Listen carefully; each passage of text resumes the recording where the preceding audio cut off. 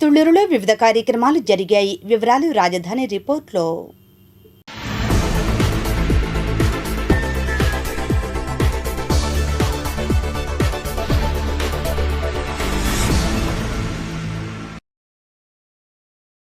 Assembly budget సమావేశాల్లో బుధవారం ఆంధ్రప్రదేశ్ అగ్నిమాపక చట్టం 99 సవరణల చట్టంపై తాడికొండ ఎమ్మెల్యే శ్రావణ్ కుమార్ మాట్లాడారు. సవరణపై పలు సూచనలు సలహాలు తెలియజేసి బిల్లుకు ఆమోదం తెలిపారు. గతంలో 26 సంవత్సరాల పాటు ఈ బిల్లు అమల్లో ఉంది 99 చట్టం ప్రకారం. ఇప్పుడు 26 సంవత్సరాల తర్వాత 2026లో ఈ సవరణ చట్టం తీసుకురావడం చాలా సంతోషదాయకం. దీనికి ముఖ్యమైన కారణం ఏంటంటే అధ్యక్ష, డిపార్ట్మెంట్లో ఆఫీసర్స్ డిజిగ్నేషన్ మార్చడం, రెండోది వాళ్ళ రోల్స్ అండ్ రెస్పాన్సిబిలిటీస్ కూడా చేంజ్ అవ్వటం, డిజాస్టర్కి సంబంధించిన అంశాల్లో కొత్త విధానాలు అవలంబించడం యొక్క ముఖ్యమైన ఉద్దేశం. అంతేకాకుండా పట్టణీకరణ, అర్బనైజేషన్ చాలా ర్యాపిడ్గా గ్రో అవుతూ ఉంది అధ్యక్ష. ఈ అర్బనైజేషన్ వల్ల హై రైజింగ్ బిల్డింగ్స్ వస్తూ ఉన్నాయి. ఈ హై రైజింగ్ బిల్డింగ్స్కి ఫైర్ ఫైటింగ్ ఎక్విప్మెంట్ ఉండాల్సిన అవసరం ఉంది. అంతేకాదు బిల్డింగ్ పర్మిషన్స్లో కూడా చేంజెస్ వచ్చినాయి. ఈ బిల్డింగ్ పర్మిషన్ రూల్స్ ప్రకారం ఏదైతే అగ్నిమాపక యంత్రాలు కానీ అగ్నిమాపక సిబ్బంది కానీ పొరపాటున ప్రమాదం జరిగితే ఆ ప్రమాదాన్ని తక్కువ సమయంలో నియంత్రించడానికి కావలసిన ఎక్విప్మెంటు, చర్యలు, యాక్సెస్ ఇవన్నీ అవసరం అధ్యక్ష. అది చాలా చాలా ముఖ్యం. మరి ముఖ్యంగా అమరావతి ప్రాంతంలో హై రైజింగ్ బిల్డింగ్స్ చాలా వస్తున్నాయి. ముఖ్యంగా ప్రభుత్వ భవనాలే 50 అంతస్తుల బిల్డింగ్స్, టవర్స్ వస్తూ ఉన్నాయి. అంతేకాకుండా రాష్ట్ర వ్యాప్తంగా అనేక యాక్టివిటీస్ ఉన్నాయి అధ్యక్ష. ఆ యాక్టివిటీస్లో ముఖ్యంగా గౌరవ సభ్యులు, సీనియర్ శాసనసభ్యులు సోమిరెడ్డి చంద్రమోహన్ గారు చెప్పిన వాటితో పాటుగా ఇటీవల తరచుగా ప్రమాదాలు జరిగినప్పుడు వాటిని ఎదుర్కొనడంలో అధికార యంత్రాంగం చాలా పెద్ద ఎత్తున ప్రయత్నం చేస్తున్నప్పటికీ అదుపు చాలా తక్కువగా వస్తుంది అధ్యక్ష. ఇప్పుడు ఉదాహరణగా ఈస్ట్ గోదావరిలో ఓఎన్జీసీ పైప్ లైన్లు పగిలిపోవటం మనం చూస్తూ ఉన్నాం. దాన్ని ఆర్పటానికి చాలా పెద్ద ఎత్తున ప్రయత్నాలు జరుగుతూ రోజుల తరబడి సాగుతాం. అదేవిధంగా మా గుంటూరు జిల్లాలో కోల్డ్ స్టోరేజ్లు చాలా ఎక్కువగా ఉన్నాయి అధ్యక్ష.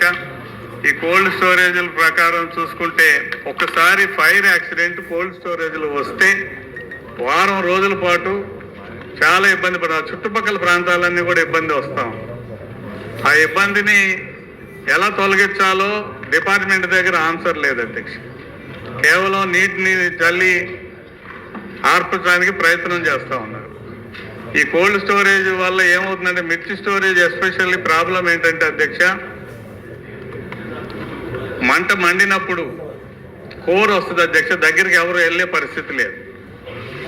చుట్టుపక్కల ప్రాంతాలన్నిటికీ కూడా ఆ మంట యొక్క ప్రభావం ఫైర్ వల్ల కాకుండా ఆ మిర్చి తగలబట్టడం వల్ల వచ్చే కోరు చాలా ప్రమాదకరంగా మారింది అధ్యక్ష.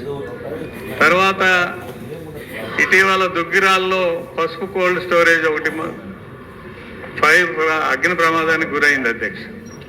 ఇవన్నిటినీ దృష్టిలో పెట్టుకుని ఇటీవల వేటలపాలెంలో జరిగిన ఫైర్ యాక్సిడెంట్ కానీ చాలా చోట్ల జరుగుతున్నాయి.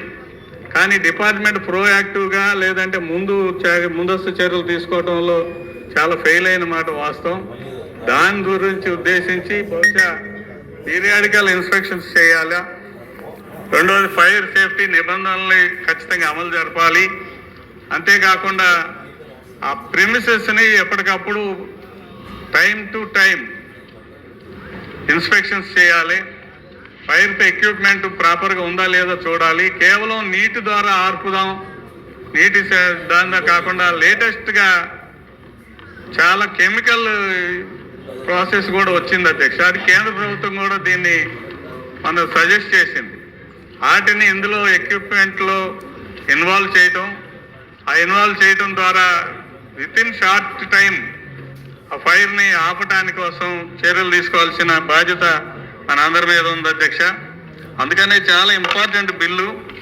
ఆ బిల్లు మీద చాలా ఒకటి చట్టంలోని మార్పులు తీసుకురావడానికి ఒకటేమో నో అబ్జెక్షన్ సర్టిఫికేట్కి అప్లై చేయడానికి 21 days, తర్వాత ఫైర్ ఫైటింగ్ ఎక్విప్మెంట్కి సంబంధించిన నూతన విధానాలు అవలంబించడానికి, అదేవిధంగా బిల్డింగ్ కట్టే వాళ్ళకి లేదా బిల్డర్స్కి సరైన దిశగా ఒక సర్టిఫికేట్ ఇవ్వటానికి కూడా ఇందులో భాగం తీసుకొచ్చారు అధ్యక్ష. సో నో అబ్జెక్షన్ సర్టిఫికేట్తో పాటు సర్టిఫికేట్ని ధృవీకరణ పత్రం, భద్రతా ధృవీకరణ పత్రాన్ని ఇవ్వటం, దాన్ని పీరియాడికల్గా రెన్యూల్ చేయడంలో అధికారులు లోపంగా కనిపించినప్పుడు అధికారుల మీద ఏ రకమైన చర్యలు లేకుండా ఉంటున్నాయి. అగ్ని ప్రమాదం జరగటానికి కారణం నిర్వాహకులు లేదా బిల్డింగ్లోకి సంబంధించిన వాళ్ళు లేదా ఫ్యాక్టరీకి సంబంధించిన వాళ్ళు కొన్ని తప్పులు చేస్తూ ఉంటే డిపార్ట్మెంట్ కూడా సక్రమంగా సమయానుకూలంగా పీరియాడికల్గా ఇన్స్పెక్షన్స్ చేయకపోవటం, ఆ ఎక్విప్మెంట్ మీద ఇన్సిస్ట్ చేయకపోవటం వల్ల ప్రమాదం పెచ్చు స్థాయిలో ఉంటుంది. కాబట్టి దయచేసి ఈ సవరణలన్నింటినీ, చట్టంలో వచ్చే మార్పులన్నింటినీ నేను స్వాగతిస్తూ ఈ విషయాల మీద ప్రత్యేక శ్రద్ధ కనపరచాలి. కేవలం నీటి ద్వారానే నిప్పుని ఆర్పుదామనేది కాకుండా బ్లోఅవుట్ జరిగినప్పుడు తీసుకునే నూతన విధానాలని మనం అడాప్ట్ చేసుకోవాల్సిన బాధ్యత మన మీద ఉంది అధ్యక్ష. ఎందుకంటే కెమికల్గా ఇప్పుడు చాలా కొత్త విధానాలు వచ్చినాయి. ఆ విధానాలని ఇందులో పొందుపరచాలని నేను ప్రత్యేకంగా కోరుకుంటూ ఈ బిల్లుకు మద్దతు ప్రకటిస్తున్నాను అధ్యక్ష. నమస్కారం. తుళ్లూరు సెక్టార్ అంగన్వాడీ సూపర్వైజర్ షేక్ మెహమున్నిసా అధ్యక్షతన బాల్య వివాహ నిర్మూలనకు 100 రోజులు జాతీయ ప్రచార కార్యక్రమం జరిగింది. ఇందులో భాగంగా తుళ్లూరులో అంగన్వాడీ కార్యకర్తలు, ఆశా వర్కర్లు, ఏఎన్ఎంలు, గ్రామస్తులు కలిసి ర్యాలీ జరిపారు. అనంతరం ప్రాథమిక ఆరోగ్య కేంద్రంలో సమావేశం ఏర్పాటు చేశారు. ఈ సమావేశంలో తుళ్లూరు ప్రాథమిక ఆరోగ్య కేంద్రం డాక్టర్ శ్రీనివాసరావు ముఖ్య అతిథిగా పాల్గొన్నారు. ఈ మేరకు సిటీ న్యూస్తో మాట్లాడారు. ఇంకా ఈ కార్యక్రమంలో ఆరోగ్య కేంద్రం supervisor Karim, Priyanka, anganwadi Tulluru sector supervisor Seetharamamma, anganwadi కార్యకర్తలు పాల్గొన్నారు. నేను డాక్టర్ శ్రీనివాసు, వైద్యాధికారి తుళ్లూరు ప్రైమరీ హెల్త్ సెంటరు. ఈరోజు చైల్డ్ మ్యారేజెస్ ప్రివెన్షన్ గురించి ఒక అవగాహన సదస్సు ఏర్పాటు చేయడం జరిగింది. ఇది మెయిన్గా ఏంటంటే 100 రోజుల ప్రోగ్రాము నవంబర్ 27వ తారీఖు నుంచి మొదలుపెట్టి మార్చి 28వ తారీఖు వరకు మనకి ఈ 4-5 మండలాలకి అందరూ అంగన్వాడీ శాఖ డిపార్ట్మెంట్స్ వాళ్ళందరూ దీని గురించి ప్రజలకి అవగాహన చేస్తున్నాం. ఎందుకంటే మన ఆంధ్రప్రదేశ్లో చైల్డ్ మ్యారేజెస్ ప్రివెన్షన్ చేయడానికి ఫ్రీ, అంటే ఎవరు 18 years కన్నా తక్కువగా ఉన్న వాళ్ళకి బాల్య వివాహాలని నిర్మూలించడానికి చేయవలసినటువంటి కార్యక్రమం. దీని భాగంగా 100 రోజుల నుంచి మేము అందరికీ అవగాహన కల్పిస్తున్నాం. ఏంటంటే చైల్డ్ మ్యారేజెస్లో రావాల్సిన ప్రాబ్లమ్స్ చాలా ఉంటాయి. ఫ్రమ్ ఏజ్ ఆఫ్ 13 నుంచి పెద్ద మనిషి అయిన వెంటనే తక్షణంగా మ్యారేజ్ చేయడం వల్ల ఆ బాల్యంతో పిల్లలు బై 16-17 వరకు పిల్లలు అయిపోతుంది. దాంతో పాటు ఏంటంటే ఆ పిల్లలు కూడా చాలా నీరసంగా, బలం లేకుండా, హిమోగ్లోబిన్ లేకుండా పుడతారు. కొన్ని ప్రెగ్నెన్సీస్ అయితే అబార్షన్స్ అయిపోయే ఛాన్సెస్ ఎక్కువగా ఉంటాయి. అదే కాకుండా స్పైనల్ డిఫార్మిటీస్ ఇవన్నీ చాలా రకరకాల కాంప్లికేషన్స్తో ప్రజెంట్ చేస్తారు. కనుక ఒక ఆరోగ్యకరమైన శిశువుకి జన్మనివ్వలేరు. ఈ ఏజ్ తక్కువగా ఉండటం వల్ల ఒక శరీరం, ఒక యూట్రస్, ఒక పౌష్టికత్వం కరెక్ట్గా ఉండకలేకపోవడం వల్ల ఈ ప్రాబ్లమ్స్ అన్నీ వస్తూ ఉంటాయి.